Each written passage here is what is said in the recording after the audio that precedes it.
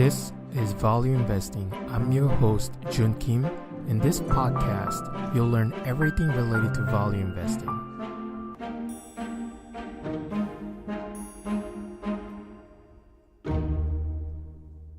Welcome to episode 10 of Value Investing. In this episode, I want to talk about Warren Buffett's views on the board of directors.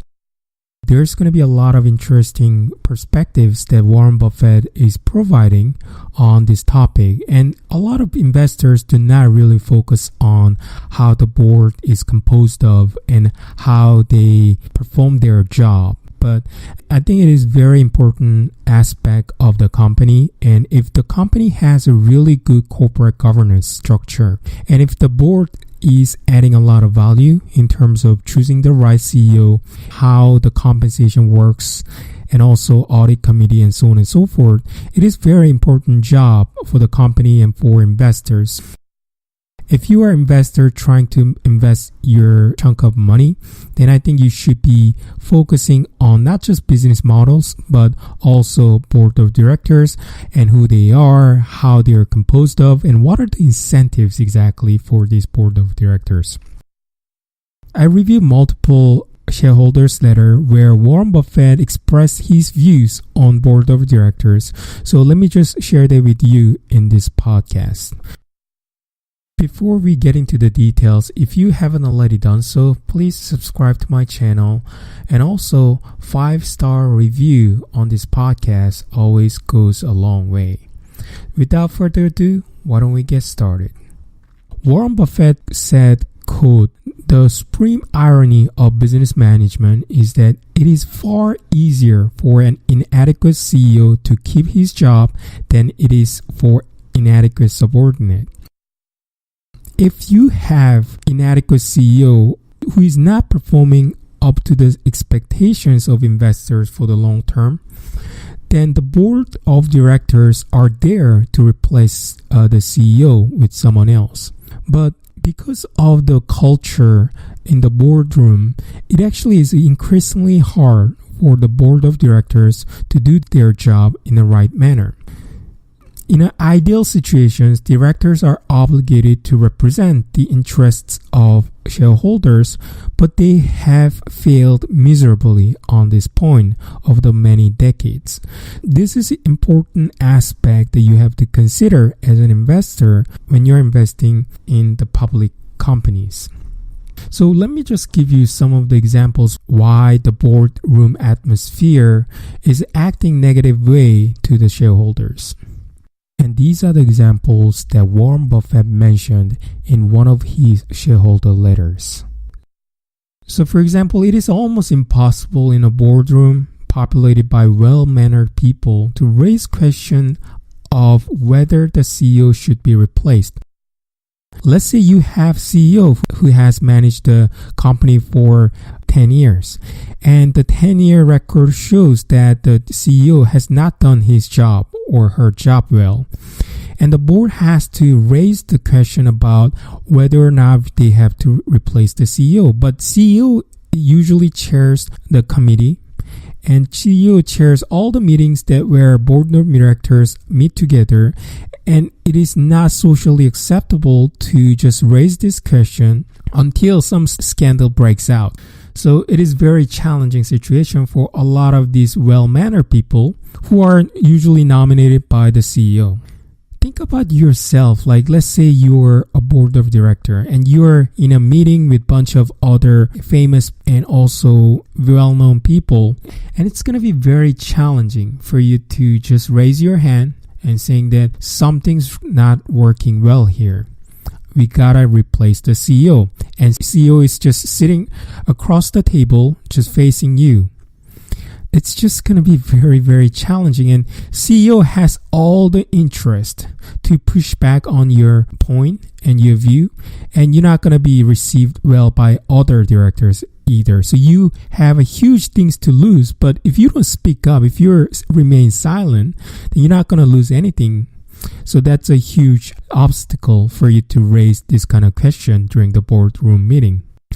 The second example is it is equally awkward to question a proposed acquisition that has been endorsed by the CEO, and particularly when his inside staff and outside advisors are present and unanimously support his decision.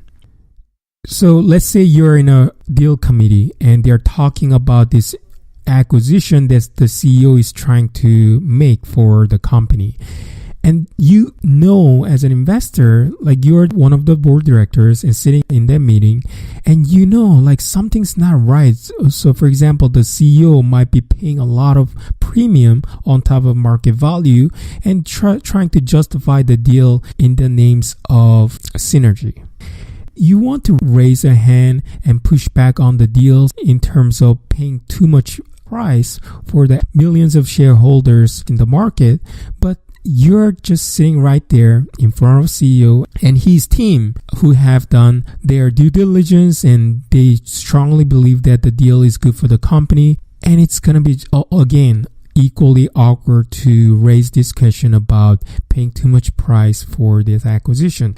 And you have all the incentive not to speak because you don't really have to face anonymous investors in the meeting room.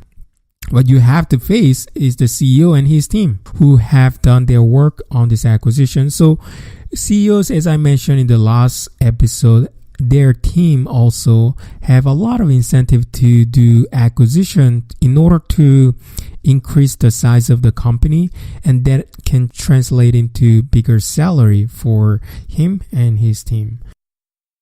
If you're one of the board directors, even if you have good intention and want to act on behalf of anonymous shareholders out there in the market, it's gonna be very, very hard for you to raise your hand and point out some of the flaws in their decision-making process. Another example that I also want to mention is that when compensation committee meet together and decide the compensation for executives within the company, the CEO has all of his interest in order to boost up his paycheck. For example, the CEO can hire very expensive consultants to produce a report that basically says that it makes sense to pay the CEO and executive team very high salary and give them high stock compensation at the expense of shareholders. And if you are a director, one of the board directors, then your job is to assess the situation in an objective manner and see if this high compensation can be justified based on their performance. If their performance has done really well, as the consultants said, and if you compare the performance against industry peers, and if he still has done a good job, then it makes sense to pay a high salary and compensation.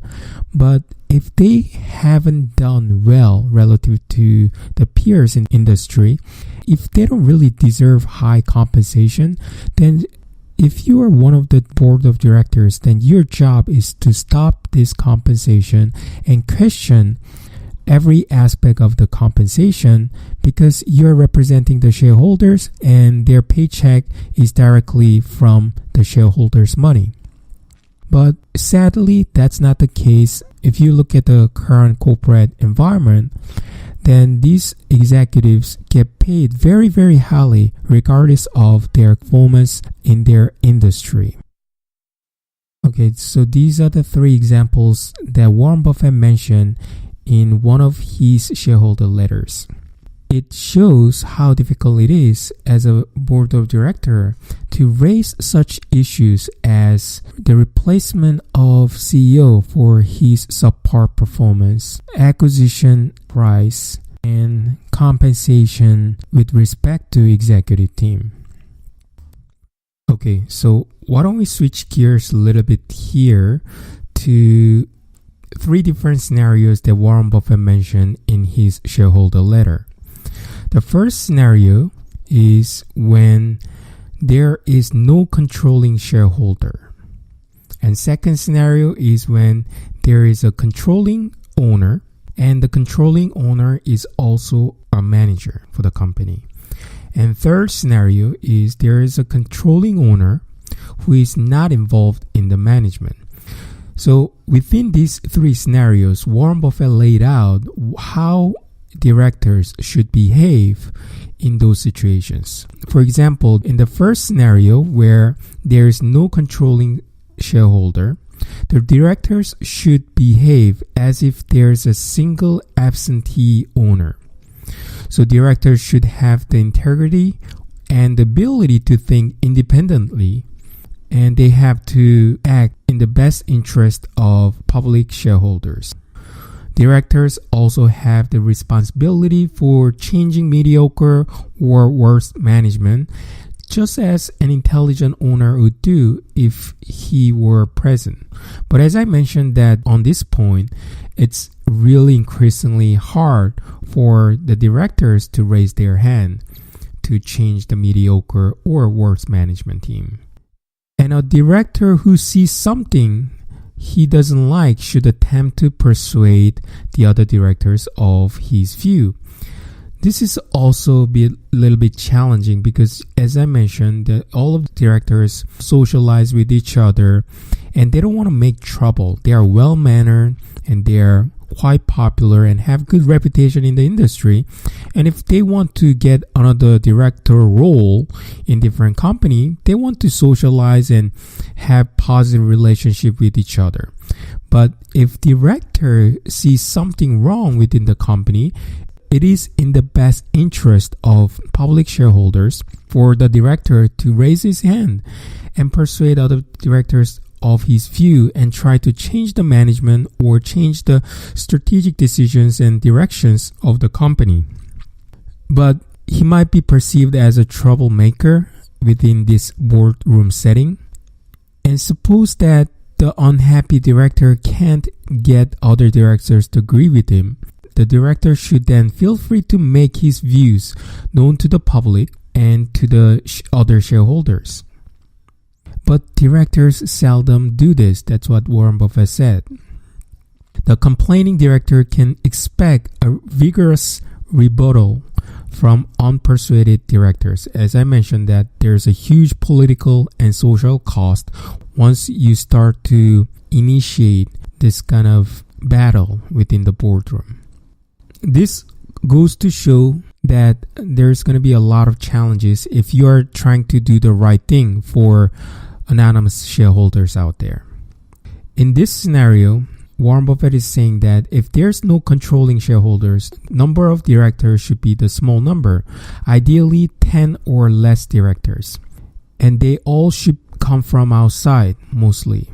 And they should be able to meet without the CEO and periodically evaluate CEO's performance.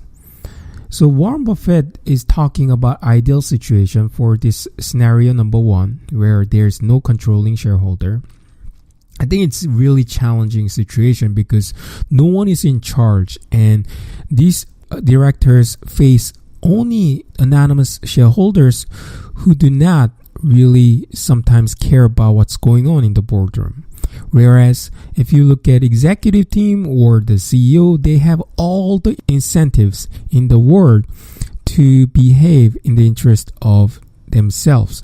So it's not easy to align the interests between management team and owners. Let's move on to the scenario number 2, where there's a controlling owner and the controlling owner is also the manager. In this case, the board does not act as an agent between owners and the management team. And directors cannot effect change except through persuasion. If, let's say, the owner or manager is mediocre or worse, then there's little that a director can do because the owner has huge stake in the company and has controlling power. So directors cannot really change the manager. So if the change does not come, the matter is sufficiently serious, Warren Buffett is saying that the outside directors should resign. The resignation will signal their doubts about the management. So how many directors do you know who actually have done this one before? I think you're not going to be able to find many because once you become a director, you have really good salary, like you get hundreds of thousands of dollars every year by attending maybe 10 or 15 different meetings here and there, and you don't have to be prepared at all. Like you just go there and sit down and provide your views, and that's pretty much it. Like, why would you want to give up on this huge privilege? So there are not many directors, even if they know something's wrong, they're just gonna sit there. Okay, so let's move on to the scenario number 3, where there is a controlling owner who is not involved in the management. This is like the ideal situation because outside directors are in a good position to persuade this controlling owner if the management team is not doing their job well. So if director thinks that the management performance is not good, he or she can directly go to the owner and report their dissatisfaction. This situation is ideal for an outside director since he needs to make his case only to a single presumably interested owner who can effect change. So this is kind of also ideal situation for public investors just like you and me, because you don't exactly know what kind of dynamic is going on in the boardroom, but at least we know there is a controlling owner within the company who can see all these things and who has access to directors. And directors also know that there is a controlling owner whom they can report to about the management's performance.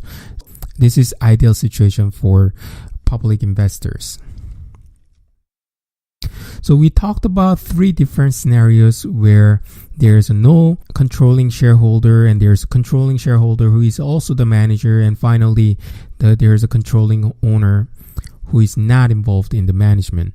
I'm saying all these different scenarios because I think if you have exactly the same company with the same business model and all else being equal, it is better, way better, and you're going to have a better chance to make your investment success in the future if you invest in the company with the right corporate governance. Speaking of the right corporate governance, let's discuss how Warren Buffett defined the right characteristics that the directors should have when they have their job. So there are 3 conditions Warren Buffett laid out here. First, the directors should be business savvy.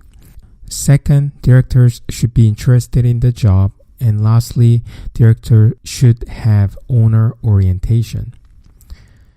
Warren Buffett is saying that, however, too often directors are selected simply because they are prominent or add diversity to the board. He thinks that this practice is a mistake. Furthermore, mistakes are so hard to undo. As I mentioned, once you get the board of director job, then you're going to be there forever because you have strong incentive to be there. You're not doing a lot of work, but you're getting paid a lot. And also, the pleasant and incompetent director never have to worry about job security. And there's no one who's going to kick out the director from that position. And Warren Buffett also went on to say about the definition of independent director by today's rules. And he's saying that a great majority of these directors defined as independent lacked at least one of these 3 qualities that he mentioned here. As a result, their contribution to shareholders' well-being was minimum at best and too often negative. So why don't we look at Berkshire's board and see if they live up to these standards. If you look at Berkshire's board, every director is a member of a family owning at least $4 million of stock. Number 2, none of these shares were acquired from Berkshire via options or grants. Number 3, no directors receive committee, consulting, or board fee from the company that are more than a tiny portion of their income. And lastly, although Berkshire has standard corporate indemnity arrangement, Berkshire does not carry any liability insurance for directors. Warren Buffett said, quote, "True independence, meaning the willingness to challenge a forceful CEO when something is wrong or foolish, is an enormously valuable trait in a director, and it is also rare. The place to look for it is among high-grade people whose interests are in line with those of rank-and-file shareholders and are in line in a very big way." So since Berkshire directors have huge wealth tied to Berkshire Hathaway stocks, they have strong incentive to act in line with shareholders' interest.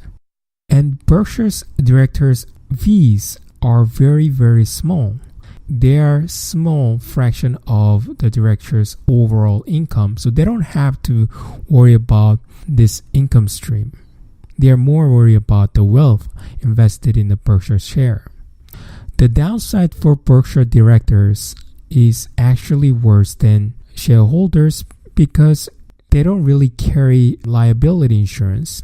And if something goes wrong, and if something really catastrophic happens, then directors are exposed to losses that will far exceed the shareholders of Berkshire Hathaway. So the bottom line is that the shareholders and directors are completely aligned in terms of their financial gain and interest. So as you can see, Warren Buffett did his best in order to build a system where directors can add a lot of value for his shareholders, not just getting paid big amount of their income from just attending a bunch of meetings for the company. Warren Buffett said, quote, "In my view, based on my considerable boardroom experience, the least independent directors are likely to be those who receive an important fraction of their annual income from the fees they receive for board service, and who hope as well to be recommended for election to other boards and thereby to boost their income further. Yet, these are the very board members most often classified as independent." Okay, so that's it for today's episode about Warren Buffett's views on the board of directors and what they're supposed to do for their job. Before I end, if you haven't already done so, please subscribe to my channel. In the future episode, I'll continue to talk about Warren Buffett and value investing. And you're going to find a lot of interesting topics, and I'll try to add a lot of value. Thank you very much, and see you next time.